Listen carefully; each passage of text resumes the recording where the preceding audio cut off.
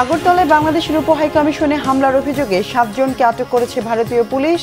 বাংলাদেশি নাগরিকদের জন্য সাময়িকভাবে হোটেল বুকিং বন্ধ ত্রিপুরায়।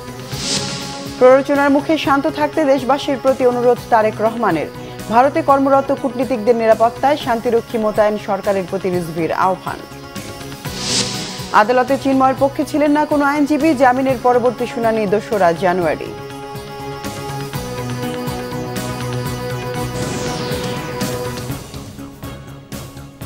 দেখছিলেন ক্রাউন সিমেন্ট সংবাদ শিরোনাম। এবার বিস্তারিত সংবাদ। ভারতের আগরতলায় বাংলাদেশের সহকারী হাইকমিশনে হামলার ঘটনায় 7 ভারতীয় নাগরিককে আটক করেছে দেশটির পুলিশ। আগরতলায় বাংলাদেশের সহকারী হাইকমিশনে হামলার ঘটনায় তাদের আটক করা হয়। এছাড়া হামলার ঘটনার সময় দায়িত্ব অবহেলা করায় পুলিশের 3 কর্মকর্তাকে বরখাস্ত করা হয়েছে। প্রত্যাহার করা হয়েছে এক পুলিশ সুপারকে। সোমবার চিন্ময় কৃষ্ণ দাসকে বাংলাদেশে অকারণে গ্রেফতার করেছে এমন অভিযোগ তুলে ভারতের ডানপন্থী সংস্থা হিন্দু সংঘর্ষ সমিতি বিক্ষোভ মিছিল করে। এক পর্যায়ে তারা পুলিশি ব্যারিকেড ভেঙে বাংলাদেশের সহকারী হাইকমিশনারের অফিসে প্রবেশ করে। সেখানে বাংলাদেশের পতাকা ছিঁড়ে এবং হাইকমিশনের সাইনবোর্ডে আগুন ধরিয়ে দেয়। এদিকে বাংলাদেশি নাগরিকদের জন্য হোটেল ও রেস্তোরাঁ সেবা বন্ধ করে দিয়েছে ভারতের ত্রিপুরা রাজ্য। চিন্ময় কৃষ্ণ দাসকে বাংলাদেশে অকারণে গ্রেফতার করা হয়েছে এমন অভিযোগ তুলে ত্রিপুরা হোটেল অ্যান্ড রেস্টুরেন্ট মালিক সংগঠন এর সিদ্ধান্ত নেয়। তবে যারা পূর্বে থেকে হোটেলের পরিষেবা নিচ্ছে তাদের হোটেলে থাকতে কোনো বাধা থাকবে না বলে জানায় সংগঠনটি। শেখ হাসিনা দেশ ছেড়ে পালানোর পর বাংলাদেশকে ঘিরে ভারতের উস্কানিমূলক ও রাজনৈতিক বক্তব্য নিয়ে উদ্বেগ প্রকাশ করেছেন বিএনপির ভারপ্রাপ্ত চেয়ারম্যান তারেক রহমান। সামাজিক যোগাযোগ এক্সে দেয়া স্ট্যাটাসে তারেক রহমান বলেন, শেখ হাসিনাকে ক্ষমতা থেকে অপসারণের কারণ এবং তিনি ভারতে আশ্রয় নেওয়ার পর বাংলাদেশে কি ঘটছে এবং কেন বাংলাদেশ ও ভারতের মধ্যে সম্পর্ক গড়ে তোলা জরুরি তা নিরপেক্ষভাবে বোঝা অত্যন্ত গুরুত্বপূর্ণ। বাংলাদেশ অনেক চ্যালেঞ্জের মুখোমুখি। বাংলাদেশ একটি ধর্মীয় সম্প্রীতির ও ভূখণ্ডগত সার্বভৌমত্বের দেশ, যেখানে জাতি, ধর্ম, বর্ণ নির্বিশেষে প্রতিটি নাগরিকের অধিকার ও স্বাধীনতা সুরক্ষিত থাকবে। দেশবাসীকে সর্বোচ্চ সংযমের আহ্বান জানিয়ে কারো প্ররোচনায় পা না দেওয়ার অনুরোধ জানান বিএনপির ভারপ্রাপ্ত চেয়ারম্যান। বিএনপির সিনিয়র যুগ্ম মহাসচিব রুহুল কবির রিজভী অভিযোগ করেছেন, ভিয়েনা কনভেনশন অনুযায়ী ভারত বাংলাদেশের হাইকমিশনের নিরাপত্তা দিতে ব্যর্থ হয়েছে। ভারতে শান্তিরক্ষী বাহিনী মোতায়েনের জন্য উদ্যোগ নেওয়ার আহ্বানও তার। ত্রিপুরায় বাংলাদেশি উপ হাইকমিশনে উগ্রবাদীদের হিন্দুদের হামলার প্রতিবাদে দুপুরে নয়াপল্টনের কেন্দ্রীয় কার্যালয় থেকে মিছিল বের করে বিএনপি। মিছিলটি নয়াপল্টন ও নাইনটেঙ্গেল সহ বিভিন্ন এলাকা প্রদক্ষিণ করে। এ সময় বাংলাদেশের উপ হাইকমিশনে হামলার নিন্দা জানিয়ে নানা স্লোগান দেয়া হয়। এর আগে সংবাদ সম্মেলনে রুহুল কবির রিজভী বলেন, পশ্চাৎপদ চিন্তাধারার লোকজন ভারত শাসন করছে। ছাত্র জনতার আন্দোলন ঘিরেও সেখানকার মিডিয়ায় কুৎসা রটাচ্ছে। তাদের শিখণ্ডী শেখ হাসিনার পতনে বাংলাদেশের বিরুদ্ধে উঠে পড়ে লেগেছে। বাংলাদেশের জনগণ কি চায় তা গুরুত্ব না দিয়ে আগ্রাসনের পথে হাঁটতে চায় ভারত। বিজেপির প্রত্যক্ষ মদতে বাংলাদেশে অস্থিরতা তৈরির চেষ্টা চলছে।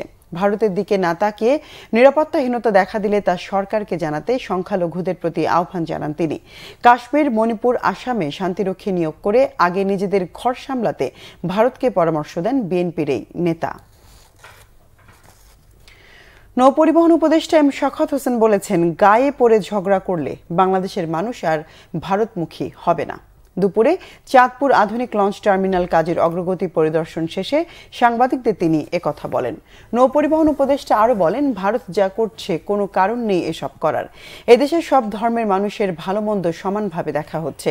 ভারতের গণমাধ্যমের অপপ্রচার বন্ধ করার আহ্বান জানান তিনি। বলেন, দুই দেশ বন্ধুত্ব নিয়ে থাকতে চায়।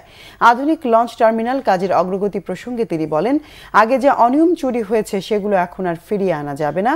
এখন যাতে চুরি আর না হয় সেটাই দেখতে হবে। শান্তিতে থাকতে চাই, কিন্তু ওনারা যদি পায়ে পড়ে ঝগড়া করেন তাহলে বাংলাদেশের লোক তো আর কোনোদিন ওই দেশমুখী হবে না। এবং ওই দেশের প্রতি যে আমাদের একটা বন্ধুত্ব সুলভ ইয়ে ছিল, এটা খারাপ করছেন ওনারা। ওনাদের কারণে কোনো কারণ নাই যে এই সমস্ত করার। আমাদের দেশে যারা আছেন অন্য ধর্মাবলম্বী, তারা আমাদের নাগরিক। আমরা তাদের ভালো মন্দ সবাই দেখছি। সরকারের কাজই হলো এটা। এখন বিভিন্ন মিডিয়া এবং বিভিন্ন যদি এই ধরনের প্রচার করতে থাকে, আর যদি কেউ ধমকি দিয়ে দেন মিডিয়াতে বাংলাদেশের নিরাপত্তার উপরে, যা করছেন তা নিজের দেশে করছেন, দয়া করে এগুলো করবেন না। ভারতীয় আগ্রাসন ও অপপ্রচারের প্রতিবাদে ছাত্র জনতার বিক্ষোভ হয়েছে দেশের বিভিন্ন স্থানে। নাটোরে কানাইখালী এলাকার প্রেস ক্লাবের সামনে বিক্ষোভ মিছিল ও সমাবেশ করেছে বৈষম্য বিরোধী ছাত্র আন্দোলনের শিক্ষার্থীরা। সমাবেশে বক্তারা বলেন, অন্তর্বর্তীকালীন সরকারকে বেকায়দায় ফেলার জন্য ভারত উঠে পড়ে লেগেছে। তাদের এই আশা পূরণ হতে দেয়া যাবে না। ভারতীয় পণ্য বয়কট করতে হবে বলেও মনে করেন বক্তারা। সোমবার রাতে ময়মনসিংহের বিভিন্ন জায়গায় পৃথক বিক্ষোভ মিছিল করেছে ইত্তেফাকুল উলামা ও বৈষম্য বিরোধী ছাত্ররা। এ সময় তারা আগরতলায় বাংলাদেশের সহকারী হাইকমিশনের কার্যালয়ে হামলা ও ভাঙচুরের ঘটনায় বিভিন্ন প্রতিবাদী স্লোগান দেন। আগরতলায় বাংলাদেশের ডেপুটি হাইকমিশন অফিসে হামলা, ভাঙচুর ও জাতীয় পতাকায় অগ্নিসংযোগের প্রতিবাদে সোমবার রাতে রাজশাহী বিশ্ববিদ্যালয় ক্যাম্পাসে বিক্ষোভ করে শিক্ষার্থীরা। এর আগে ফেসবুকে স্ট্যাটাস দিয়ে শহীদ বুদ্ধিজীবী চত্বরে শিক্ষার্থীদের বিক্ষোভ কর্মসূচিতে অংশ নেওয়ার আহ্বান জানান বিশ্ববিদ্যালয়ের সমন্বয়ক সালাউদ্দিন আম্বার। কাজলা ও বিনোদপুর বাজার সংলগ্ন মহাসড়কে বিক্ষোভ মিছিল করে শিক্ষার্থীরা। সম্মিলিত সনাতনী জাগরণ জোটের মুখপাত্র চিন্ময় কৃষ্ণ দাসের জামিন আবেদনের শুনানি 1 মাস পেছানো হলো। শুনানি হবে আগামী 2 জানুয়ারি। সকালে চট্টগ্রাম মহানগর দায়রা জজ সাইফুল ইসলামের আদালত এই আদেশ দেন। মহানগর দায়রা জজ আদালতের নাজির নেসার আহমেদ জানান, মঙ্গলবার চিন্ময় কৃষ্ণ দাস ব্রহ্মচারীর জামিন শুনানির দিন ধার্য ছিল। রাষ্ট্রপক্ষের সব আইনজীবী উপস্থিত থাকলেও আসামি পক্ষের কেউ ছিলেন না, তাই আদালত রাষ্ট্রপক্ষের আবেদনের ভিত্তিতে আগামী 2 জানুয়ারি পরবর্তী শুনানির তারিখ ধার্য করেছেন। রাষ্ট্রদ্রোহ মামলায় 25 নভেম্বর রাতে ঢাকা শাহজালাল আন্তর্জাতিক বিমানবন্দর থেকে সনাতনী জাগরণ জোটের মুখপাত্র চিন্ময় কৃষ্ণ দাসকে গ্রেফতার করে ডিএমপির গোয়েন্দা শাখা। পরদিন তাকে চট্টগ্রামের আদালতে হাজির করা হয়। জামিন নামঞ্জুর করে চিন্ময় দাসকে কারাগারে পাঠানোর আদেশ দেন চট্টগ্রামের একটি আদালত। এ সময় চিন্ময় অনুসারীদের সঙ্গে পুলিশের দফায় দফায় সংঘর্ষ হয়। বিক্ষুব্ধ অনুসারীরা পুলিশ, সেনাবাহিনী ও সাংবাদিকদের অন্তত 20টি গাড়ি ভাঙচুর করে। আইনজীবীদের সঙ্গে সংঘর্ষে জড়ায় চিন্ময় অনুসারীরা। সংঘর্ষে মারা যান আইনজীবী সাইফুল ইসলাম আলিফ।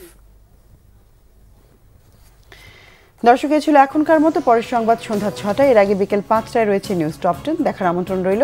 এছাড়া বাংলাভিশন সংবাদ ও সংবাদ সংশ্লিষ্ট অনুষ্ঠান দেখতে ভিজিট করুন www.bvnews24.com ও facebook.com/banglavisionnews-এ এবং সাবস্ক্রাইব করুন youtube.com/banglavisionnews-এ। এতক্ষণ সঙ্গে থাকায় ধন্যবাদ সবাইকে।